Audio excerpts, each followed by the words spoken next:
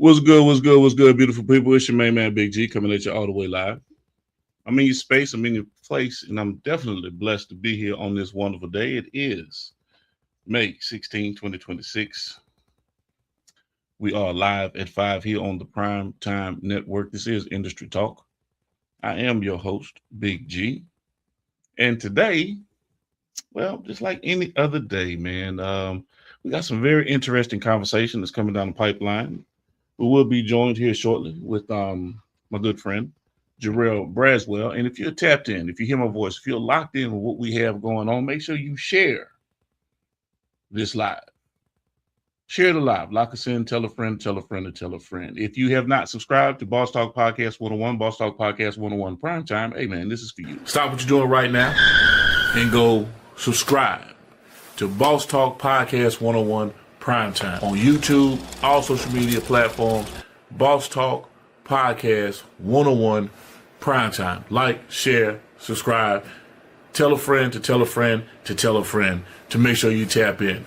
Right now, over 72,000 subscribers and well over 11 million views and watch time hours. So make sure that you continue to support.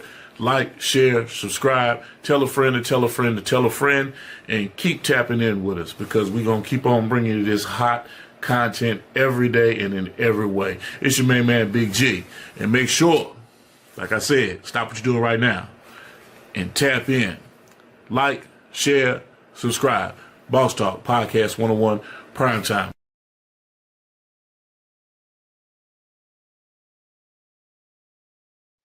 Yes, indeed. Lock us in. Tell a friend to tell a friend to tell a friend. Very interesting tonight, this evening. We're going to be sitting down with a man whose journey definitely represents survival, resilience, pain, pressure, purpose.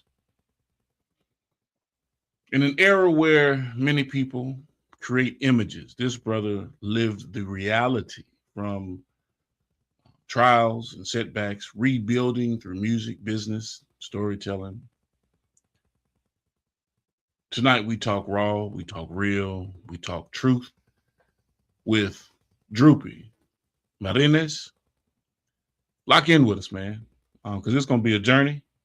It's going to get deeper than just entertainment. There's a lot that's going on and a lot that we have to unpack. Jarrell Braswell will be here with us here in just a little bit, so we're definitely going to make sure that we keep our eyes and ears open for when he comes into the studio. But in the meantime, in between time, ladies and gentlemen, bring you to the stage, Droopy Marinez. Hey, how you doing, man? I'm doing good, man. I'm doing good, Droopy. So, talk to me, man. I mean, let's do a little background first. How about we do that before we get too deep off into some stuff? All right. Yes, sir. Let's let the people know who you are, where you're from, and a little bit about yourself. Let's start there. How about that? All right, man. Shit. My name is Droopy Marinez, man. I'm from Corpus Christi. I'm a musician. You know what I'm saying? I am currently signed to Savage Life Entertainment. Shout out Super, shout out Webby, shout out Boosie. You know what I mean? Yeah, that's mainly what it is right now, man. You know what I'm saying? Okay. All right. So you said who now? Savage Life? Yes, sir. Okay. All right. So let me walk it down this way. Where'd you grow up, Drew? I grew up in Corpus Christi. Corpus Christi. Where'd you go to high school? I went to high school in Cat Island High School over here, right here in the Annabelle area. Okay. And growing up where you came up from, what was it like? What was the atmosphere? And when did you really get a taste for music and the rap? Okay. Well, the atmosphere that I grew up in, man, was really cool, man. Like it was kind of hood, man, kind of like how do you say, kind of country. You know what I'm saying? Like where I grew up at, man, like here in Corpus, man, it was like I said, it's on the northwest side, man. So like we have fields, man. We have like cornfields out there and cotton fields, and you know what I'm saying, right there next to Rock Sound, man. So like, um, it was fun, man. You know what I'm saying? I got to live a little bit of both worlds. I got to live the street side. I got to live the countryside. I got to, you know what I'm saying? And how the music came around, really, man, was man, my all my family is musicians. You know what I'm saying? Since I mean, my grandpa, dude, my dad plays guitar. I just grew up into it. You know what I mean? All the way down to my grandma plays tambourine, bro. You know what I mean? Okay, so let's talk about, and you mentioned it. Let's talk about the family structure. Mom and pops in the house. You grew up with mom and pops. Nah, my mom. I grew up with a single mom, man. My mom was 14 when she had me. I'm the oldest out of Okay, 6 kids. You know what I'm saying? okay, Um, like my dad, he's there. I have a relationship with him now, man. Now that I'm older, you know what I'm saying. But back then, there wasn't really no relationship because he had his family going on, and so like me going over there was kind of like a like a thorn in the side, so to say. You know what I mean? hmm, And so yeah, so like my relationship with my dad was really nothing growing up. You know what I mean? hmm. Uh, So let me ask you this: how do you, right now, and you don't have to answer the question, but I do want to know. I mean, people want to know some insight about the artist and the people that they listen to, and they want to buy into the story, right? So, what was it like dealing with that mentally as a kid? Because now you can think about it, you can process it a little better. But as a child growing up, knowing that, hey man, I believe my dad loves me, but he really don't want me around because it's kind of a hindrance for me to be around his family. yeah, If in fact that's what you're saying. How do yeah. you how do you unpack that Well, as a kid? at the time, man, when I was a little kid, that's how I felt. You know what I'm saying? Yeah, yeah. Being around them, like I don't really know if that's really the truth of it or the truth of the matter or nothing like that. Okay. But like I would go over there during spurts, man. Like it wasn't like I'll be over there for like 6 months, man. And so like I didn't really have a real close relationship with them. Like I would see like my little brother Christian, dude, like his other side of the family over there, you know, his second family. I would see the relationship that they had, man, and I was very very jealous of it. You know what I mean? Because Mm, I didn't have that at home, man. I'm the oldest out of my mom's side. I'm the oldest out of 6 kids, man. So I was the father. You know what I mean? In a lot of ways, I was the one that yeah. was really out there, man, kind of trying to protect my family as much as I was able to at that time. Mhm. You know what I'm saying? And yeah, it was hard, man. You know what I mean? Like whenever you don't have father figures like that, man, you go looking in other places, man. You know what I'm saying? And like I said, my mom was only 14 years old when she had me, man. So like we're living in the projects and shit like that. So I basically just went to the streets. You know what I'm saying? Right. Okay, so all right. Now we're gonna address that in a couple of different levels because at what age would you say? Because you're pretty young that you pretty much that you start turning to the streets. You start hanging out with your friends, you start hanging out with the crew, you start just being out because obviously single parent household, 6 kids in the household, money kind of short. Everybody ain't eating like that. So now you just out doing your thing. I mean, paint that picture for me so I can get a better understanding of who you are because it leads to some other things in your life, right? I mean, I because you Oh yeah, were you it you are is. yeah, you are if I'm not mistaken, you did go to the Marine Corps, right? No sir, no sir. No? Who was that picture of in the Marine Corps that I saw on your site? Oh, that is my uncle. That's my dad's That's brother. your dad's brother. He Yes looked sir. just like you. He looked Thank just you like you. very much, man. Y'all look Thank you. y'all look alike. Y'all look alike. So I was like, okay, so this is something I gotta ask him about, you know what I'm saying? Because I really didn't see the caption, but I was like, okay, did he join the Corps? Okay, so no, that was your uncle. So Yes forgive sir. me for that. But because I was definitely gonna let you know, hey man, Jarrell Braswell's in the Corps, but maybe y'all had something in common. But all right, you led towards the street side of it. So give me the background on that. Yeah, well, like I was saying, man, like I didn't really have I didn't really have a father figure, man. So I started kind of like just lingering around the streets, man, seeing the older kids, you know what I'm saying, and um, I really started like hanging out with my friends and everything around like 12 years old. You know what I'm saying? Around like Hmm. about seventh grade. Seventh Okay. grade, I joined a little gang. You know what I'm saying? Right. I started banging a black rag, and Hmm. I was getting into fights at school all the time. But yeah, and what was crazy though too, man, at the time, man, I'm fighting with older kids. You know what I mean? Because Right. like I said, most of my friends that I was hanging around with, they're all older than me, man. You know what I'm saying? And so Hmm. but being around older kids like that and being on the streets, man, it introduced me to a lot of crazy stuff. Like I started taking pills at a young age. You know what I'm saying? I Hmm. started taking pills like at 12, 13 years old. You Hmm. know, and so that's really around the time that I really started like diving into the streets, man. When I was around like 12, 13. You know what I'm saying? Okay. Started, I So got I let got me caught ask with a you. little bit of weed. I got caught with like all that little bullshit, man. You know what I'm saying? Right. Right. Right. So let's talk about this part of it then. Um, and you don't have to answer these questions. I just because I'm like I said, I'm just trying to get a picture of who Droopy is, right? Yes, sir. What leads into it. You say you join, a set of brothers or a coalition of strong young men and women at a young age. Let's just say that, right? Yeah, and yeah, so uh, what what what motivated that outside of y'all just hanging around? You know what I'm saying? Y'all out here, doing um mischievous things or misguided, let's say misguided things at a young age or whatever the case may be that may have led to trouble, get caught with a little weed here and yeah, there. But the ultimate thing is you said you started popping pills at a young age, yeah. at a very young age, right? So talk to me about that, man, and how did you start processing and coping with that, knowing that because something had to click, like, Yeah. damn, I can't keep doing this shit because I'm not getting anywhere. Yeah, that I didn't click into that until later on in life, sir. I'm not gonna lie to you, man. Oh wow, You okay, know what I'm okay, saying? And so like really in the honesty, man, or I felt like compelled to be inside that little gang and everything like that was because at the time, this is the time I was living with my dad, you know what I'm saying? Over there in right, Houston.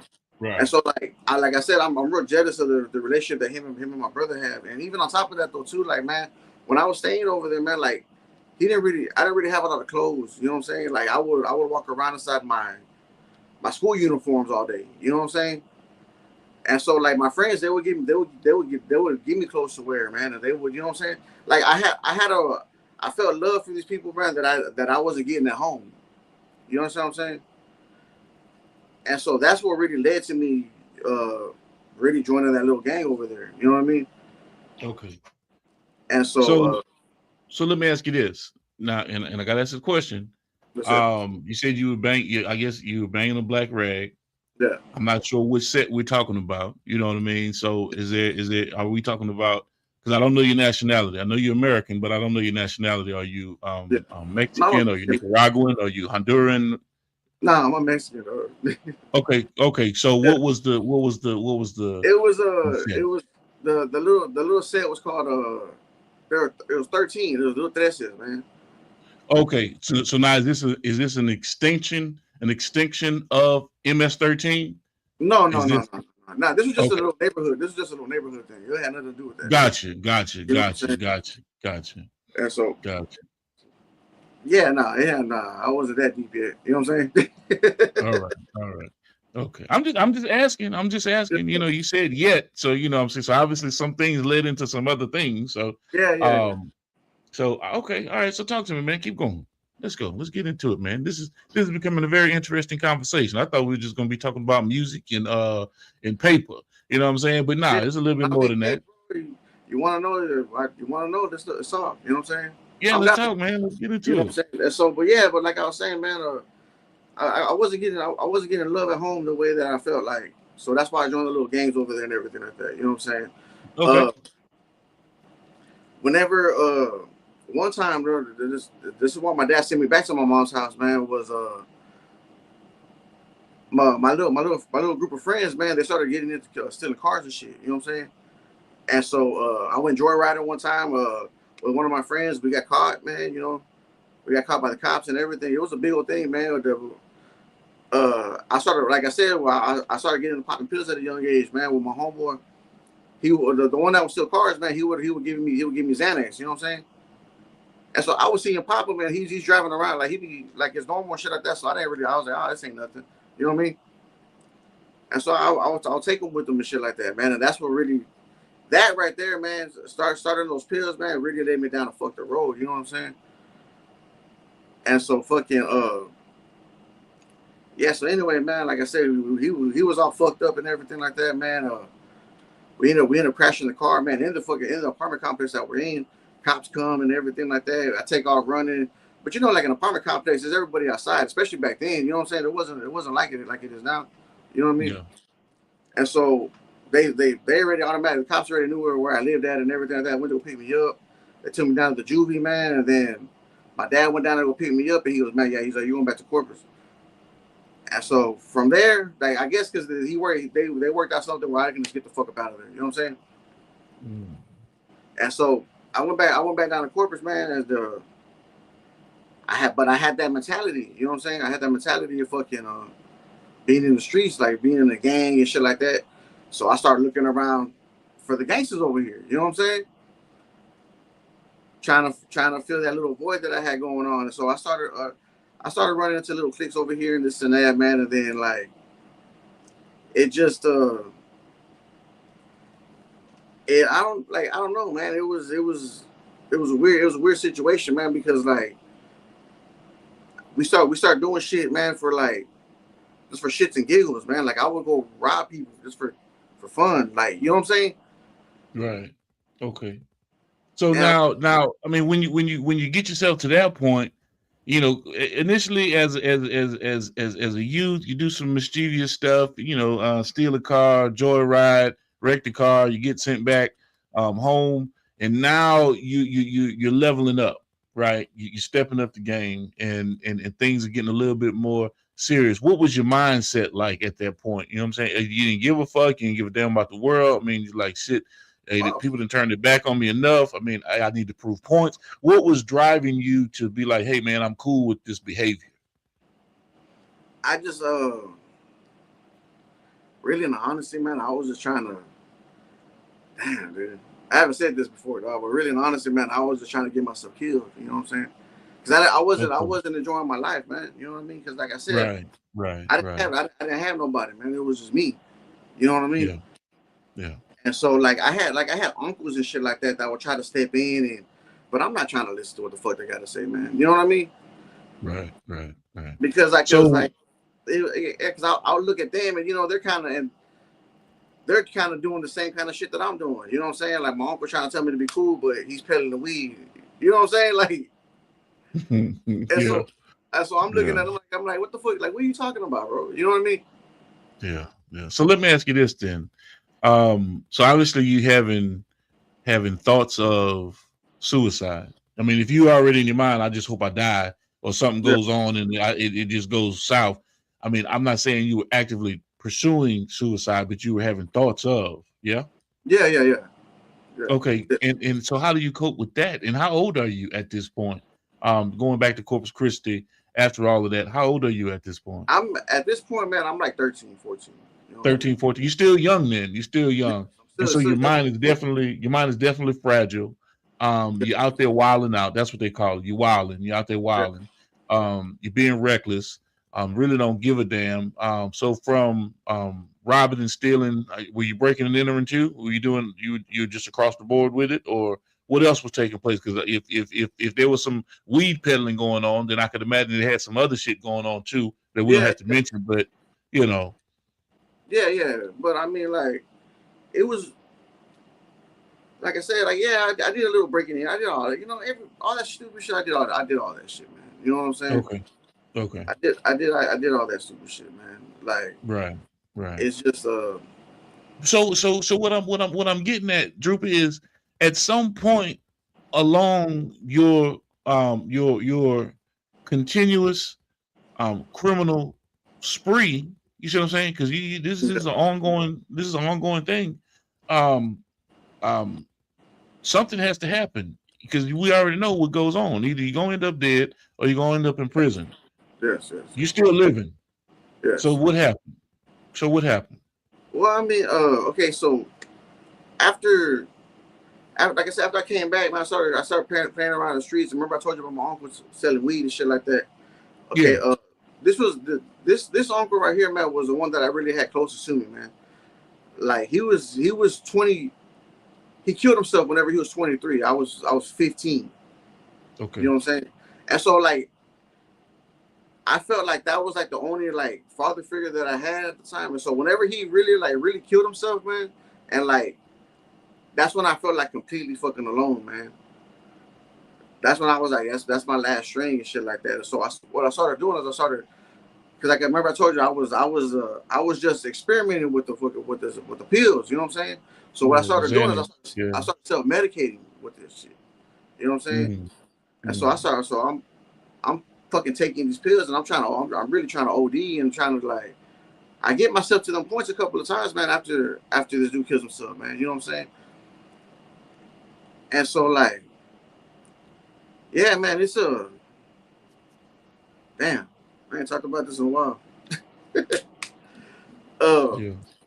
Well, I'm not trying to push you, man, but you know what, Droopy, whether you realize it or not, and we wasn't expecting this conversation. A lot of times, man, people who are in the same position that you were in, yeah, they're really wanting to answer in terms of, hey, man, what did you do to come out of that hole, man? What did you do to come out of that depression? And um a therapist. I'm not a specialist when it comes to being able to give you all of the right buzzwords. No, this is you and I having a conversation.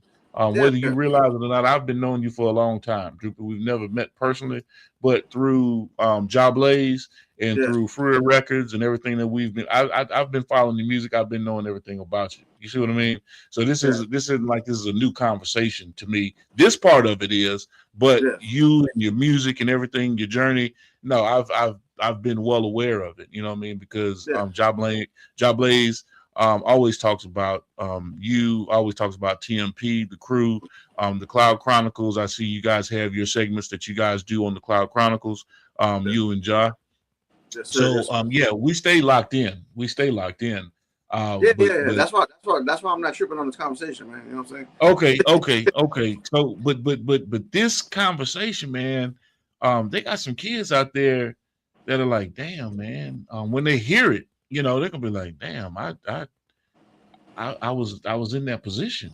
I'm Yeah. in that position right now, Yeah. and what did Droopy do to get out of that shit, man? What did you have to do? I started making music, man. Okay, I started making okay. music.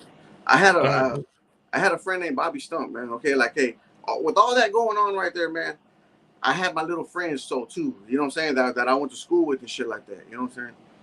And so I had this friend named Bobby Stump, man, and his dad bought him some turntables, man. You know what I'm saying? Excuse me, for him to start DJing and shit. Okay. And so man, I was at his house one time and he's learning how to spin and shit. But he would record his mixes, man, on a karaoke machine. You know what I'm saying? And the karaoke machine comes with a mic and you can record yourself on it and all that. You know what I'm saying? Right. So he was like with the records, man, it comes with the instrumental. You know what I'm saying? And so he was like, hey man, freestyle on this shit. Just freestyle on this shit. You know what I mean? And I was like, man, I don't even know how to freestyle. You know what I mean? He's like, man, just freestyle on it, man. Just get on it, man. Just fuck around, you know? And so I'm like, shit, at the time, this is back when Swisher House was real big, you know what I mean? Like the screw tapes and all the other shit. And so he's like, man, just get on there, rap just like them dudes, you know what I'm saying? And so I was like, shit, fuck it, you know what I mean? And so I started rapping. We recorded it, man, and then he screwed it. You know what I'm saying? Because you can turn the tempo down on the karaoke machine. You know what I'm saying? Okay. And so whenever he screwed it, man, and I heard myself, I was like, oh shit, fucking boom, like it. I was like, oh shit, this is crazy. And so I was like, hey man, let me borrow your karaoke machine, man. You know what I'm saying? And so I ended up buying that karaoke machine from her for like $15, bro. It was a little blue one, a little Memorex one. You know what I'm saying? And so fucking I took that fucking karaoke machine to my grandma's house, man, and I started freestyling over there. Just little tapes, you know what I'm saying? Just little tapes and shit like that, man. And that started becoming a release of everything that was going on around me. It was an escape, you know what I mean? Yeah. It was an escape, man. And so that's really what got me into music right there, man, was Bobby Stump. If he would have never shown me that, I don't know what the hell would have been, how I would be, you know what I'm saying? Big shout out to Bobby Stump. Big shout out to Bobby Stump. Big shout out to Bobby Stump, man. Yeah. Very pivotal point in my life right there. You know what I mean? And so how does Droopy Martinez roll everything together into pulling TMP together? Take Money Productions, and how did you link up with the other two individuals that are in your group? And of course, you have to show me where that relationship with you and Jerry and Smith come together, aka Job Blaze. Make me see all of that. Make me see all of that. All right, man. Yeah, because all that happened when I got out of prison, man. You know what I mean? I got out of prison in 2019, man. Hold up. Wait a minute. That's not Stop. Yeah. Stop. Before we get into any of that, let's back up. Yeah. You said prison. So let's go. Let's we can't talk about that before we talk about prison, because that was a part of the journey, right? Yes, sir. Yes, sir. Okay, so lead, because I asked you that question and you was sitting there and you was goddamn skateboarding and ducking and dodging, goddamn it. So now, because I said either one or two things is gonna happen. It's either gonna be dead or prison. So now we got to the meat and potatoes. You see, ladies and gentlemen, it always comes out, ladies and gentlemen. I'm just letting you know. You know what I'm saying? But I'm being funny, man. But let's get into that, man. Let's tell the people the hiccup, the roadblock, the impasse, the prison stint, and then we can get into the connections after the fact. Go ahead. Yeah. So yeah, man. So anyway, so like I said, through high school and everything like that, man, I started going through I started making little mixtapes and all this other shit, right? You know what I mean? I hook up with this dude named Gabe Salinas, man, through one of my homeboys, Robert, man. You know what I'm saying? And Gabe he's the very first producer I ever had, dude. I met this dude when I was 17 years old. You know what I'm saying? And so he was one of the first persons that I went to go buy beats from and all that other shit, man. You know what I mean? And so I go link up with him, man. As soon as I go record over there, man, as soon as I get out the little closet booth, man, he's like, "Hey, bro, I'll throw you some beats, man, or you can rap on them." You know what I'm saying? And I was like, "Yeah, no, don't shit, yeah, we can do that." So I start linking up with him, man. So I start going over there to his house like every day. You know what I'm saying? But at that time though, too, it's like I'm selling dope on the side. I'm doing this. You know what I'm saying? I'm running around and shit like that, man. And so fucking yeah. So anyway, man, I ended up going to prison. So from 17 all the way to like 20, I'm recording with that dude Gabe Salinas, man. You know what I'm saying? Within the process of me recording with Gabe Salinas, man, I run into my homeboy SOG Caesar, which is a good friend of mine. He's all over my projects. You know what I mean? He's the one that I made the Kick Door album with, and this is before I went to prison. You know what I'm saying? And so fucking anyway, man, fucking. So I link up with him, man, and then we end up going to he ends up registering to go to Musicians Institute over there in LA, man, right there on Hollywood Boulevard. And so he's like, hey, go over there with me, man. He's like, go over there with me, man. You know what I'm saying? He's like, you be my project and shit like that. And I was like, yeah, no problem. We can do that. You know what I mean?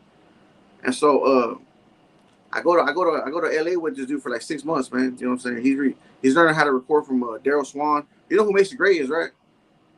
Yes. Yeah, well, it was her producer. You know what I'm saying? That's who he's learning how Okay. to record from and shit like that. Okay. Yeah. And so anyway, man, we go over there for 6 months, man. I come back, and then that's whenever we start recording the Kick Door CD, man. And so, but at the time when I come back to Corpus, man, I start getting real big. I start getting real big, deep into the streets again. I start selling dope, you know what I'm saying, all this other shit.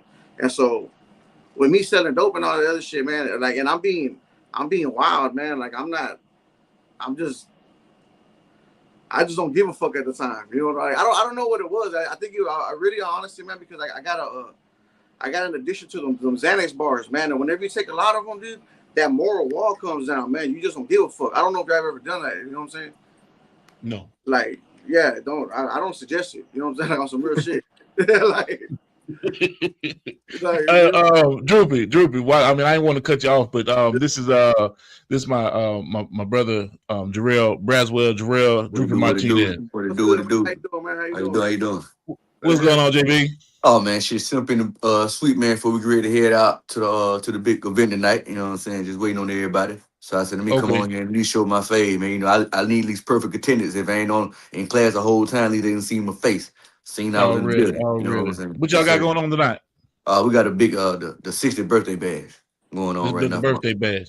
Man, I told you, man, I already knew you were celebrating with family and everything. But still, I had to tap in, man. You know me, man. Shit, the work don't stop. Right. You know what I'm saying? Shit, at least stop in a little bit, you know what I'm saying, showing how dedicated I am, man, for even 5-10 damn minutes, you know. And do that and show the people, man.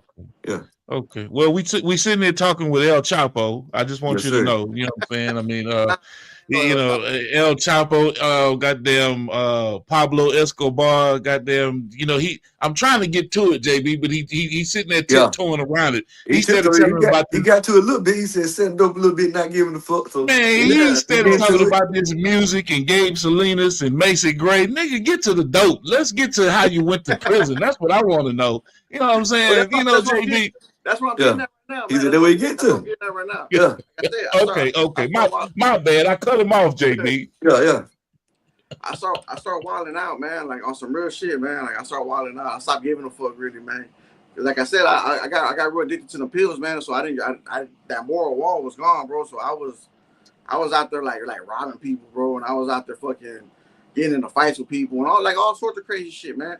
Like breaking into houses and shit like that, man. And fucking I had a little crew with me, man. Well, anyway, man, they fucking cops. The cops just came and got my ass, man. You know what I'm saying? They found me with dope. They found me with fucking all sorts of shit, dog. They found me with guns and all sorts of shit. You know what I'm saying? And so I ended up getting 10 years, bro. You know what I'm saying? Okay, so now let me ask you this. You said they just came. All right. One thing I know about law enforcement, they can't just come get your ass. What was on the indictment papers? What was on the indictment papers? I had a robbery charge. I had a dope charge, evading arrest, assault on a peace officer. I got like 5 or 6 like different fucking felonies, man. You know okay, and so what did they hang on you to sentence you to 10 years? With aggravated assault? I know aggravated assault carries 10 years automatically. So what was aggravated assault, yeah.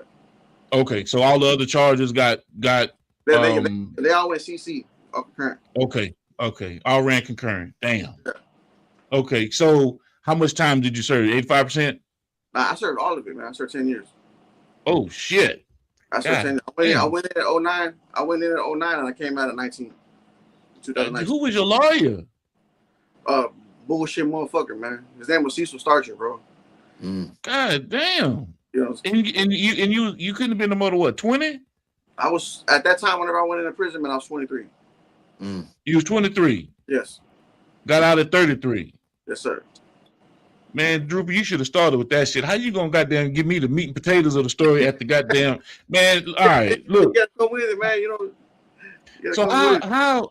So tell me about them 10 years, man. Where were you sitting down at?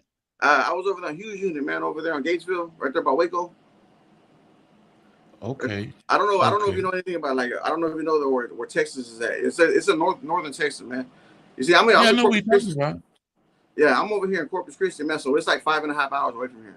You know they shipped your ass up. They shipped your ass up. Okay. and so now, once you touch down, you 23. Once you touch down, what was the name of the correctional facility?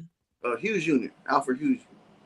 Okay. Once you touch down, now is it predominantly um, um, African American, white Anglo-Saxon, or did you have a 65% black. large Mexican base that was there?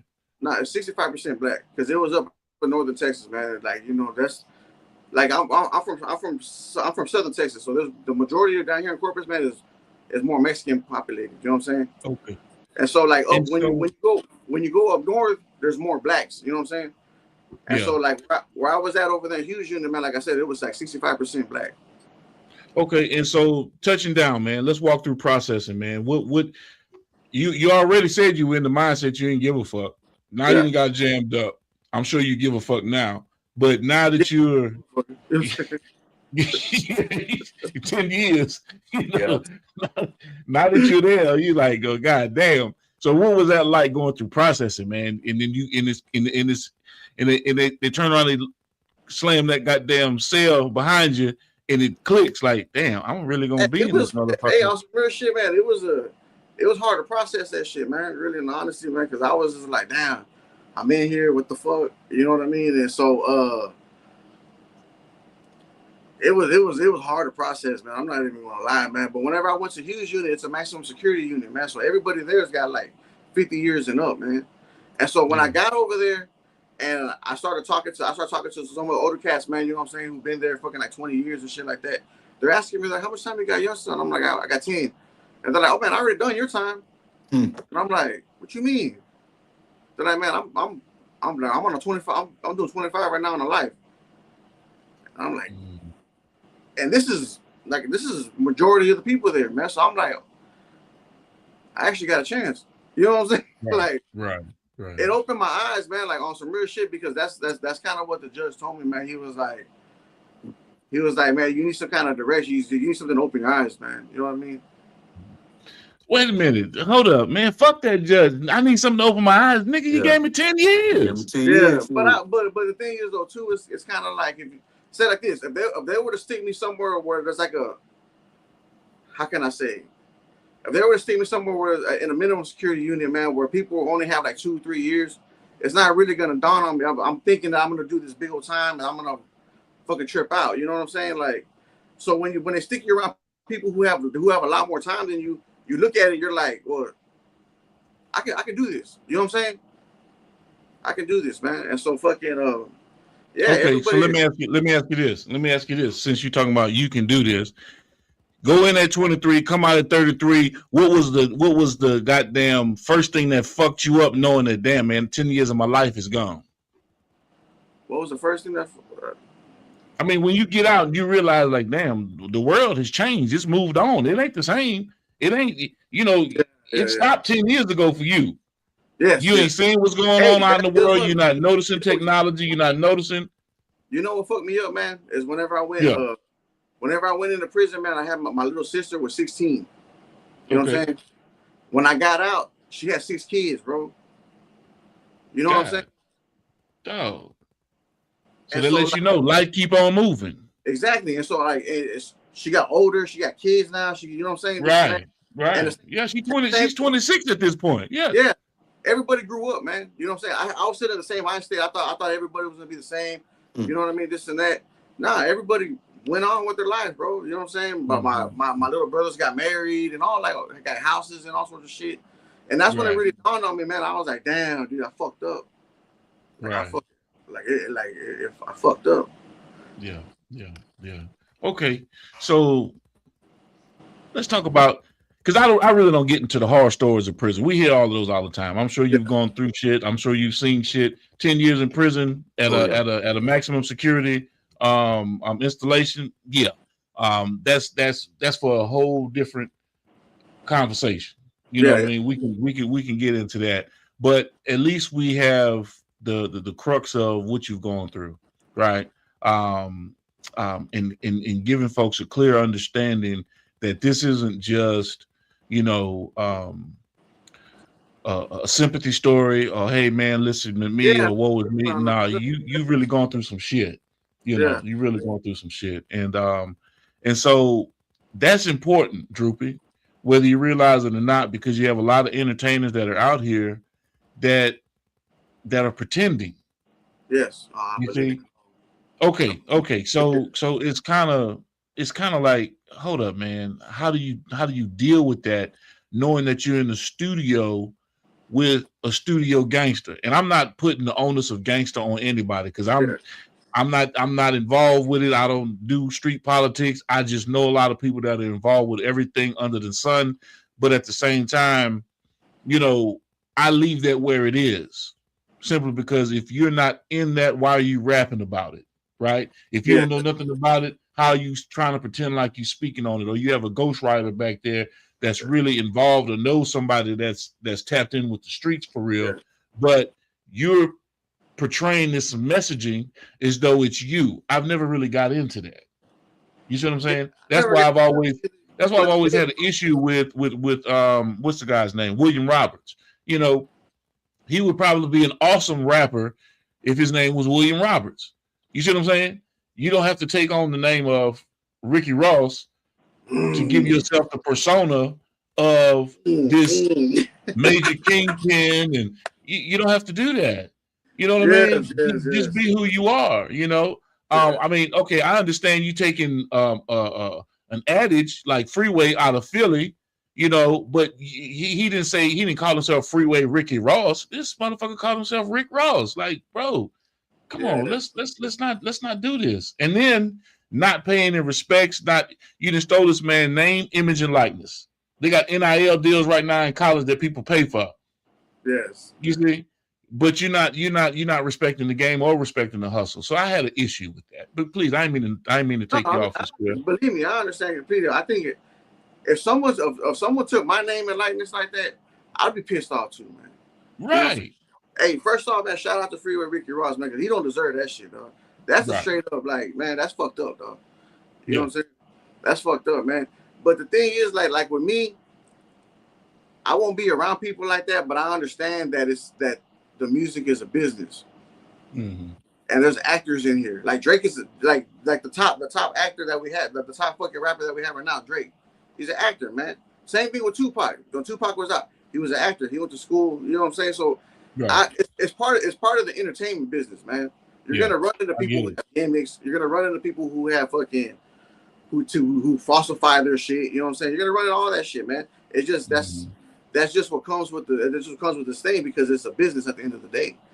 You know what I'm saying? It's just how you navigate through it, man. It's kind of like, all right, well, like me, I'm not gonna go dash myself onto someone like Rick Ross. You know what I'm saying? Because me personally, and that's because I know y'all. You know what I'm saying? Yeah. Like just like you said, man, that you knew me, man. I know y'all too. I've been studying y'all too. You know what I'm saying? Right. And I know Ricky Ross, and I would like, me personally, man, I'd be like, that's not cool, man. I would never link myself with someone like that. You know what I'm saying? Yeah. I would never, because to me that's not what's up. You know what I'm saying? Yeah. Okay. So let's keep it moving, man. With the with how once you got out, you know, 33, you know, your sister was 16 when you went in, 26 when you got out, 6 kids. Let's get into the music part of it. You know what I mean? How did you transition into the music and meeting job, meeting the rest of your crew? Let's talk about it, man. Oh, I do want to know, when you went up north, that 5.5 hour trip on the Bluebird, did you have anybody up there that you knew, or did you have to nobody? I don't know nobody over there. I don't know nobody, because Corpus is a small city, man. It's not a big city at all, man. So they and they shoot you off like that. There's probably only like 6 out of a 5,000 man unit, man. Whenever I first got there, there's probably only like 6 or 7 people that are from Corpus there.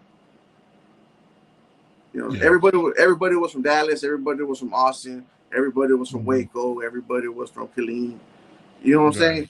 It was all around there, man. So it was like I didn't know nobody, man. I had to make my way over there, man. You know what I'm saying? Okay, so when you touched down, you had to associate with the Mexicans. You had to associate Bro, with. It wasn't like it's that there. it's like that, but it's not, man. It's just Okay. like I mean, different areas, different places. I had different yeah, conversations. Yeah. but like okay, like because everybody can only I can only talk about my experience in there. You know what I'm saying? Okay. Okay. Me personally, bro, I never really ran into an experience where I had to like to absolutely get down with the Mexicans and absolutely this and that.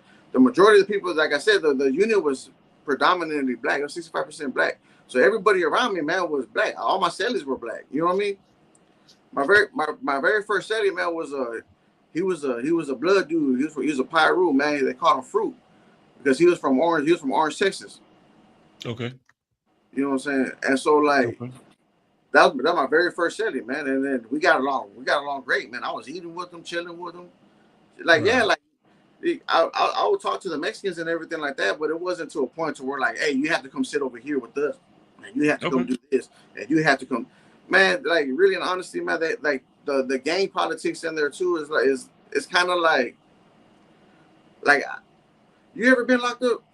You ever No. you no. Okay, Never. they have this like okay, like with the Mexican side, they have this gang over here in Texas called the Tongo. Mm-hmm. And you know, it stands for Together Against Negative Gang Organization. Mm-hmm. And so, but the thing is like I say that to say this, man, is that those people they made it to where people who are solo can walk around. Okay. You know what I'm saying? Yeah. You can do whatever the hell you want to do, man. You know what I mean? I got you. It makes And so sense. It like makes sense. It makes sense. Okay. and All so right. like I said, it's not really like that. I mean, if you want to get down with the thong, well, that's you. If you want that's whatever you want to do is what you want to do, man. You know what I'm saying? Right. And Okay. so but like I said, me being around my celly and this and that, a more majority of my cellies were black. I kicked it with the blacks some more. You know what I'm saying? Okay. I Gotcha. when I started learning how to cut hair, man, a dude named T from Austin, man, black dude, Crip, taught me how to cut hair.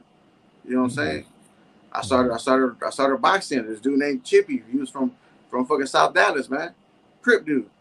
Started boxing with him and this other dude, Strange. And so like, Mm-hmm. and then I started chilling with the Muslims. I had a real good friend named Wolf, man, that I would kick it with every day. You know what I'm saying? Yeah.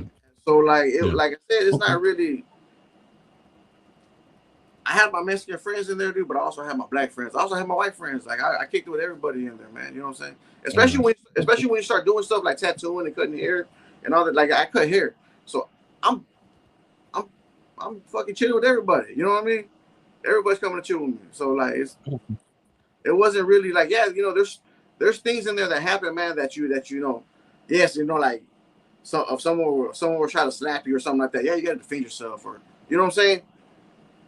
Shit like that. But other than that, man, it was all I really did in there, man, is I went to school, uh, learned how to cut hair, I went to vocation in there, you know what I'm saying? I kept myself busy. I had a job in there, man. I worked in the kitchen, so like I kept myself busy in there. So like Mm-hmm. the people who get into shit in there, man, are the ones that are always on in the day room. You know what I mean? Mm-hmm. Looking at everybody else move around. Those are the ones that always get into shit because they got nothing to do. You know what I Got mean? nothing to do. Right. Okay. They got nothing to do. When everybody's moving around, man, there's got too much shit going on, man. You know what I'm saying? It's like, and Okay. so, but yeah, like I All said, right. that was pretty much my experience in prison, bro. It wasn't Mm-hmm. like yeah, I got out to fights, man. You know what I'm saying? I got cut here, cut this, that type of shit. But it wasn't at the point to where like I see like a lot of these people on TikTok and Facebook where they're talking about like, man, well, I got the Mexicans had the Mexicans over here had this and the Mexican, you know, like I didn't really, me personally, I didn't really see that shit. You know what I'm saying? Okay. Right. Okay. So let's get off into um your connection with Job Blaze, Yes, sir. and the rest of the crew, man. Um, and tell me about the TMP boys, man. Take money. Yeah, shit. Shout out to AB, man. Shout out to my boy Kevin, man. Uh, Kevin And when you Davis. say AB, you're talking about AB Da Vinci, right? Yes, sir. Yes, AB Da Vinci. Okay. Yes, sir. Okay. Yeah, I met when I got out of prison, man. I started getting into podcasting a little bit. That's how I ran into Job Blaze. You know what I'm saying? I had a little podcast, man, called the Droopy Marinez podcast that I started doing because I just wanted to link up with people, man. I want to see what's going on out here, man. You know what I mean? And so, excuse me. That's how I met John. That's how I met John Blaze, man. Was through this dude named Thomas Bagu. I don't know if you know him. No. Yeah. Thomas Bagu. Shout out Thomas, man. You know what I'm saying? He it's a Mexican dude from California, man. He linked me up with John Blaze. He was like, because I got him on my podcast one time, and he was like, "Hey, man, there's another dude that wants to do a podcast with you." And that's whenever he brought John Blaze over. And wait a minute, the guy with the magazine over there on the West Coast? Yes, sir. Yeah, him. Okay, I know who you're talking about. I know you're talking about that. Yeah, yeah. Think about it. I got you. Once you said it, didn't process it first. Okay, I know you're talking about. Gotcha. Yeah. Gotcha. And so, so yeah, man. That's how I met John Blaze, man. And then right from the very first episode, man, we linked, we clicked. You know what I mean? Yeah. Started talking more. He started getting me on his podcast, and then from there, that's when I met Dan Levy from Michigan. Right. Podcast. So he had that Oops Caught Me Smoking podcast.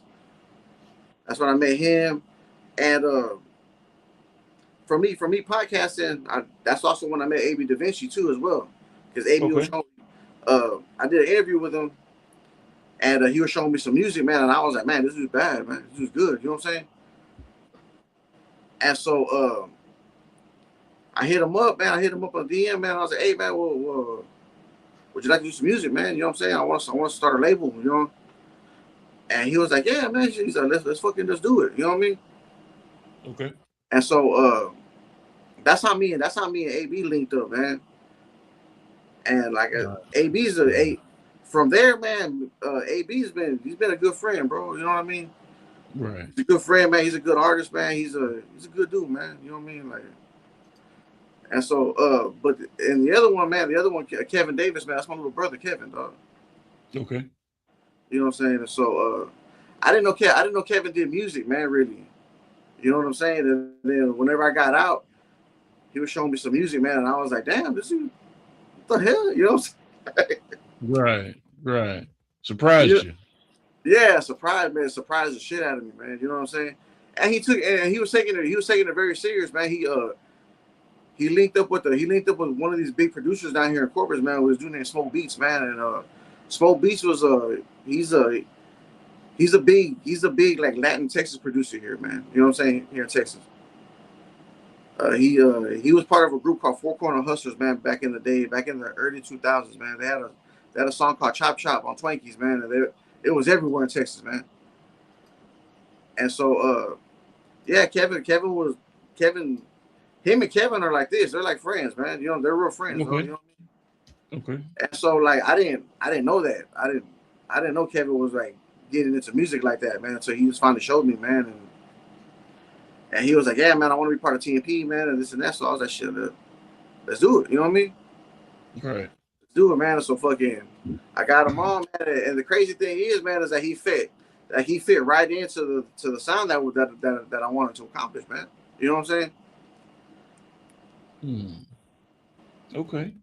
All right.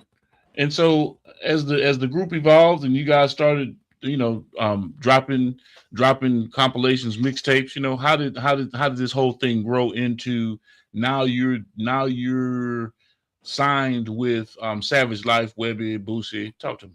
Yeah. Well, man, like I said, we started dropping mixtapes, man, and then we started dropping music, and then we started getting shows, man. We started doing shows, man. Well, like me and AB, man, we were the first, like, we took it real seriously, man. They're like, we want to start this label, man. This is what we're gonna do. We're gonna start trying to fucking push our music to these radio stations.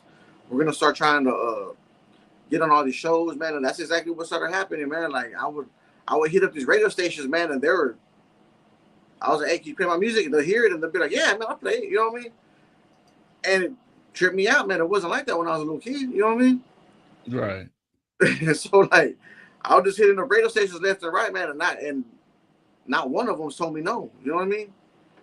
Okay.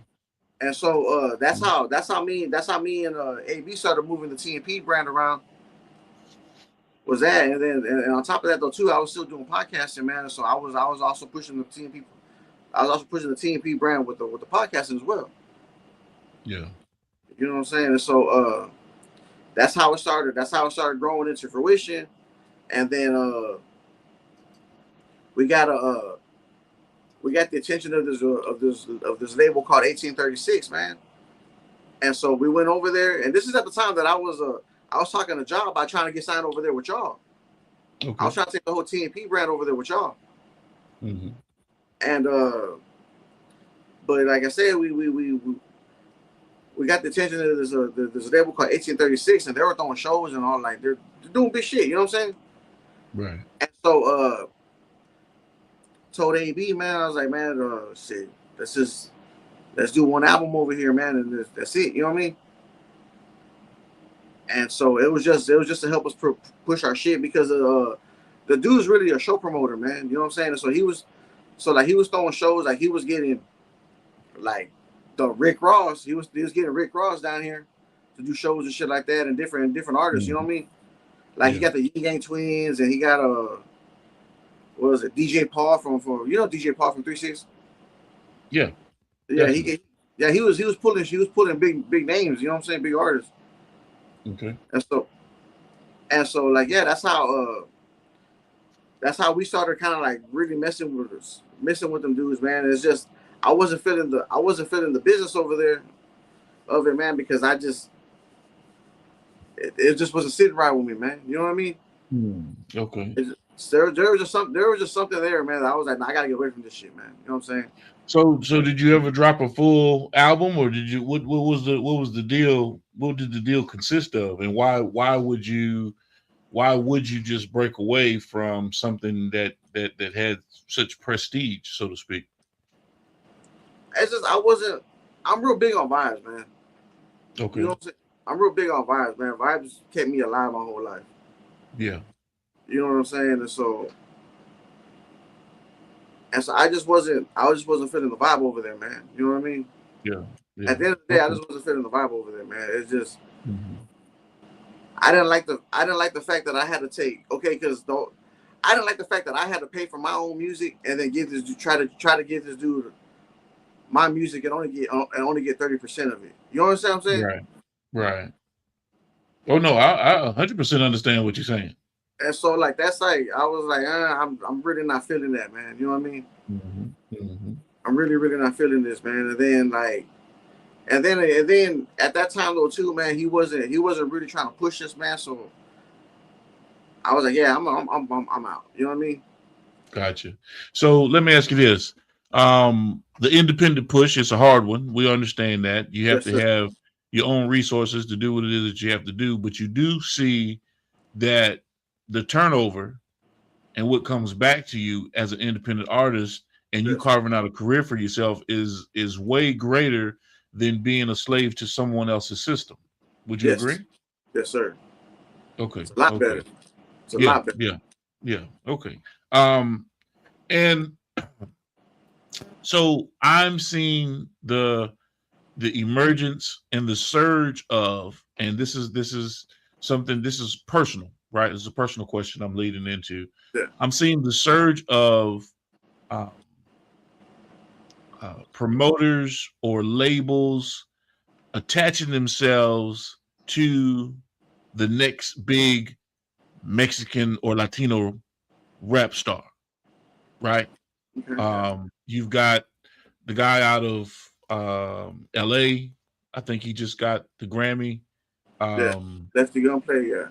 Lefty. Okay. Then you've got Big Mex out of Texas. I think he was with the guy that would, I think he's with Rainwater for a second. I can't think of who the guy's name is. And then you have a guy out of Florida with Greg Gates 850. And I forget what his name is, but I'm just seeing how people are attaching themselves to Latino artists or Mexican artists and trying to push them out as the next big thing.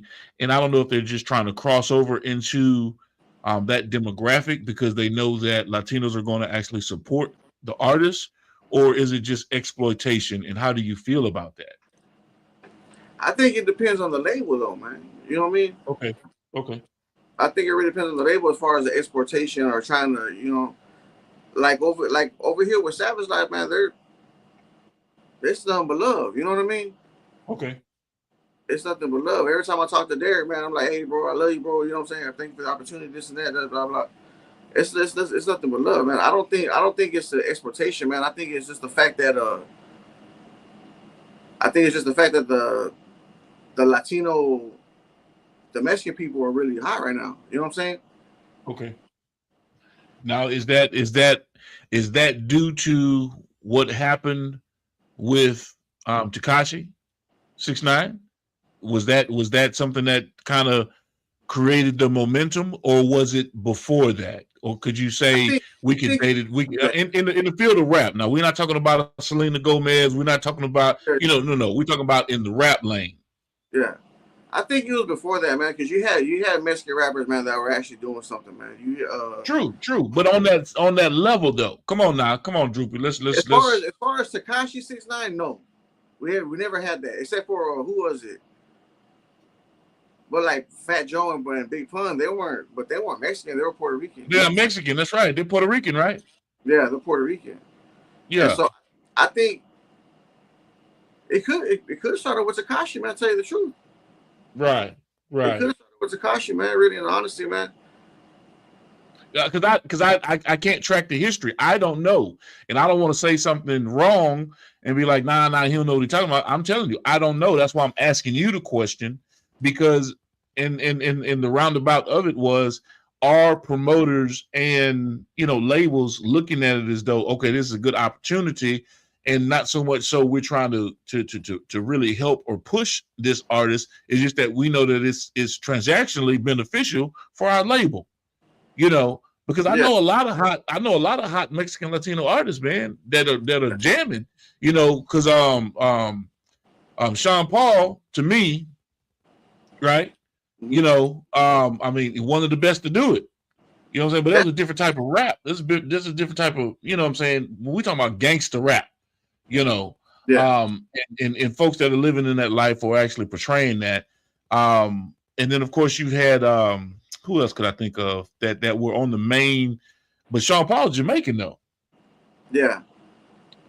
Well, I mean, like, who was it? Cypress Hill, the lead singer, Be Real, man. There you go. Cypress Hill.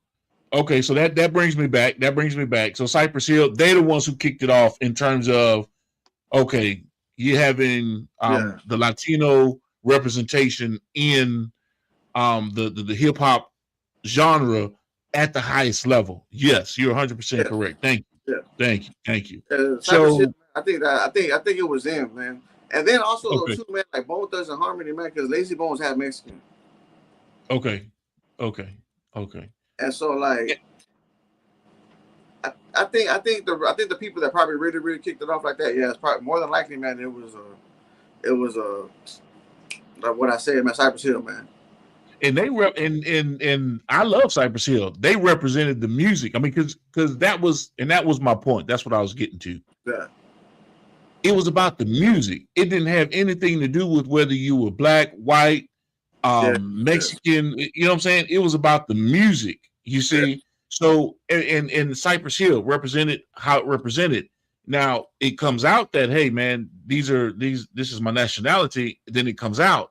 But right now, and I guess my point that I'm trying to get to is everything that they're pushing, they're trying to push it as though it's an agenda to make you buy into. Yes. You get what I'm saying? As opposed to times change, man. Times change, bro. You know what I'm saying? They do. They really do. And I just hate the fact that, okay, how many Mexican labels are out there that are doing business with mainstream Sony, Universal, and the like? How many promoters that you know, and I'm talking about nationally, not just out of Texas, that you know that if they're not just doing salsa, merengue, reggaeton or something along those lines where it's pop culture type music. Now in the hip hop space, I haven't run across a lot of Latino managers or promoters that are pushing it. I see black promoters that are pushing Latino artists. Yeah, that's true. That's true. You see, but like I said, it also depends. That's where it comes down to. It depends on either the mark. It depends on either they're exploiting them or those people are really your people. You know what I'm saying? Right. Right. Okay, like I don't know. You know who Peso is? No, the name sounds familiar. Yeah, he's an artist. He's an artist out from you know who Sauce Walker is, right? Okay, gotcha. Okay, now that's not the one that died in Memphis though. No. Well, but I do know Sauce Walker. I do know Sauce, City, man. And so okay. Yeah, Sauce. Okay. He signed a Sauce Walker's label. Him and Sauce Walker are actually boys. You know what I'm saying? Okay. And so like it's like I said, it's like you know how it is down south, man. Like you grow up with who you grow up with, man. You know what I mean? Yeah. It's like I think the thing is people look. I think really and honestly, I think the thing is people look too much into it and try to make it a race thing. You know what I'm saying? But then on top of that though too, there's also that other side of the coin, man, where it is a race thing. Where we're saying where black people or black promoters and black things are trying to get into the Mexican genre. You know what I mean? Yeah. Because they see the money in it, man. Right. You know, if you ever listen, I don't know if you ever seen like Bum B Talk and like Zero and all them, they always say about their fan base is predominantly Mexican. And those are the people that really go watch them like all the time. Okay. You know what I'm saying? And so like they say like the fan base is the Mexican fan base is a lot more stronger. I guess because we tend to love our artists a lot more, I guess. You know what I mean? Okay. But so when, and this is just just one of the questions. Yeah. When Ryan Garcia was fighting Gervonta Davis, who were you rooting for? Oh, come on, man. I was rooting for Tank, bro. What? I was going with Tank, man. Stop, man. For what? For what? You supposed to represent your people, man. Fuck that. Okay, look it. I like Ryan Garcia. Don't get it twisted, man. But Tank is an animal. Tank is an animal, bro. True. Tank is an animal, bro. I don't like I said when I see shit like that, man, I don't look at it like it's a Mexican fighting a black dude. I'm looking at this. I'm looking at the skill of the situation. You know what I'm saying? Okay. Got you. Since you said that, I didn't bring this shit up. You brought this shit up, Droopy. So I'm gonna hold you to that. Canelo, Crawford. Man, dude, Crawford outshined him in every single way, bro. I'm not asking if he outshined him because Canelo is a goddamn monster. Yeah, you understand what I'm saying? So when they booked that fight, Crawford showed he was a bigger monster, bro. Okay. But you didn't know that until the fight came. Yeah, right? I got on some real shit. I thought Canelo was gonna whoop his ass, man. That's what I want to know. You get what I'm saying? Yeah, I really thought he was gonna whoop his ass, man. Because because everybody sees the Canelo highlights and all this other stuff, and like with Crawford, I wasn't really too much into Crawford because he came out of nowhere for me. You know what I mean? But then when I started seeing, because like I have a friend named Richie Garcia, man, that I talk to, right? He's real big into boxing, man. And so he started talking to me about he started talking to me about Crawford and Canelo. And he was like, man, I was like, man, Canelo's gonna whoop him, dog. And he was like, man, look, nah. He's like, look, I'm gonna show you this video. And so he started showing me highlight reels, man, of Crawford. And I was like, man, I don't know, man. I was like, I don't know. Man, I held my nuts on Crawford all the way, man, until the third round, bro. And I was like, yeah, no, this is Gotcha. I was like, okay. So, all right. I feel you. Let's get into some politics. All right, man. Let's do it. Let's get into some politics. And we're gonna and I'm not gonna take up too much more of your time, but I gotta ask you these questions. But because I want to get your state of mind. Present day right now, we're dealing with the Voters' Rights Act of 1965 being gutted by the Supreme Court, right?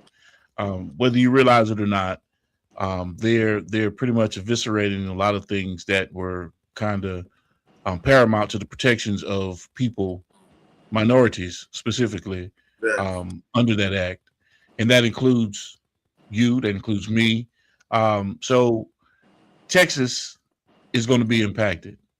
Yes. All of the Republican states in the South are going to be in. They're going to it's going to weigh in some kind of way, whether they redraw the lines or not. But how do you make and get people aware of what's going on, and what do you believe needs to be done to bring that awareness to the people that these types of things are actually taking place in our community right now, present day, right before your eyes? I think people like me and you need to speak on it, man. Okay. You see, like on some real stuff. People who have a voice, man. I think you need to speak on it, man. So and show these people like, hey, man, they're really taking our rights away from us, man. Mm-hmm. But the thing is, though, too, is that they do it so subtly, man, and that people don't really care. You know what I mean? Right. It's weird. It's weird how the government does stuff, man, because they'll feed you, they'll keep you sedated. You know what I'm saying?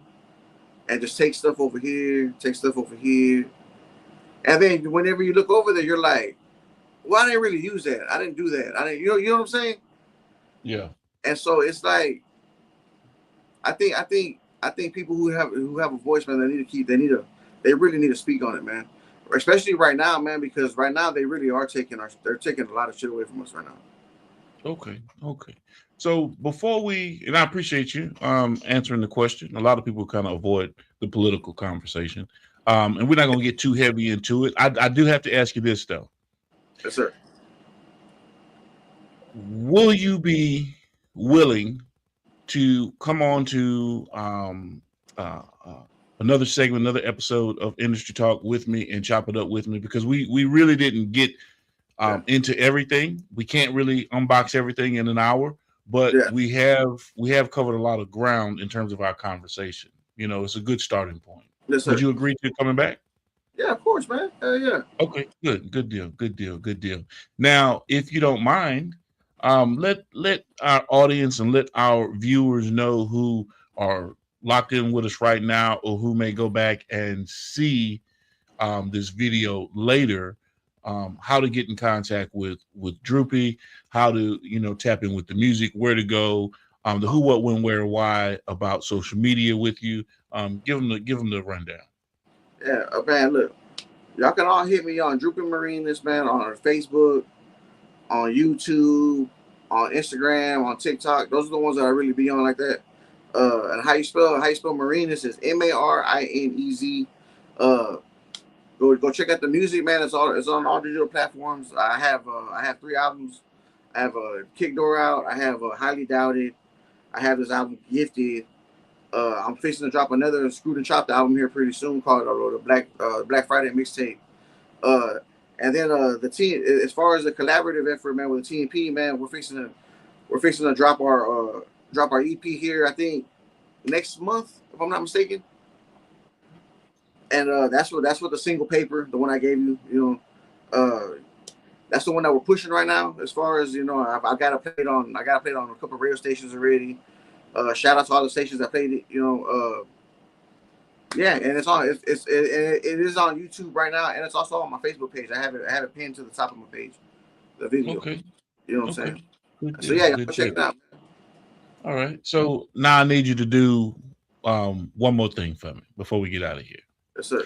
I need some drops, Droopy. I need some drops. I need you to sit there and, hey, shout out to the people. Hey, this is your main man, Droopy Martinez. I don't know how you want to do the introduction. This your main man, Droopy Martinez. I'm locked in with Industry Talk. You know what I'm saying? Whatever you want to do, give us a shout out. I need some plugs. I need some snippets. I need some stuff that I can give to these people when I sit there and go back and dissect this footage and push it out to the world. I need them to know that Droopy Martinez was locked in on Industry Talk, baby. Talk to me. Give me some good drops. Give me some good drops, Droopy. I need some hot shit. I don't need that old dry shit. I got you, man. Hey, yo, what's the deal, man? It's your boy Droopy in, man. And we right here locked in with Industry Talk, man. Hey, tap in. You know what it is, baby. Shout out to my boy Freeway Ricky Ross out there, man. 21 Keys to Success. That's the book, right? Correct. That is the book, 21 Keys to Success, man. Make sure y'all go cop that, man, right there. Yes, indeed. Yes, indeed. Hey, man. I appreciate you, Droopy. And that's what, you know, I come off the screen so that I can have you full screen. And it's not just you and me. I can give you some clips, some really good quality clips, you see, of you talking, us having a conversation, and we can really build the portfolio and our talk topics really well. So that's why I say I need you to come back so we can build on, you know, what we're doing. Yeah, I got you, man. Anytime you need me, man, I'm here, brother. Yes, indeed. Yes, indeed. I appreciate it, man. And hey, everybody that's out there that's locked in with us, y'all already know with me, man. It's always about health, wealth, wellness. Stay dang. What's good, beautiful people? It's your main man, Big G. And this is my personal invite to all of you to join me on Industry Talk on the Prime Time Network daily at 5 p.m. Central Standard Time, where I get into great conversations with entrepreneurs, artists, industry leaders, you name it, we bring it to the table. So make sure you tap in with us, lock us in, tell a friend to tell a friend to tell a friend. We stream on all major platforms. And be sure to visit us at gemsitpublishing.com. This is Industry Talk. Let's get into it.